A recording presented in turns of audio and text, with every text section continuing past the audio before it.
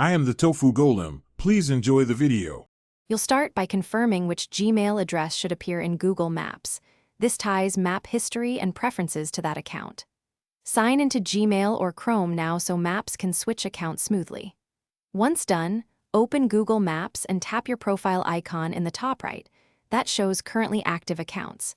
If you have multiple accounts, you'll see them listed. Choose the one you want to make primary for Maps. This step ensures data sync and location history. Use the correct Gmail profile. Now you switch Maps to the chosen Gmail so history and saved places align with your profile.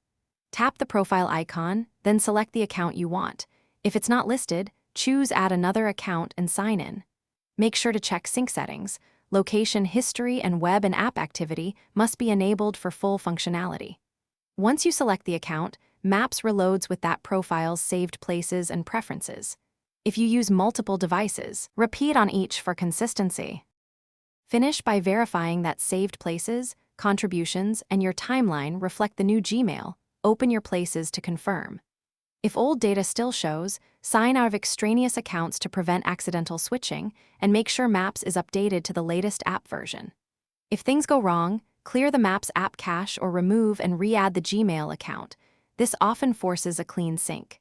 If problems persist, check Google account permissions and location settings, then retry the steps above. Thanks for watching. Consider subscribing if we helped you today.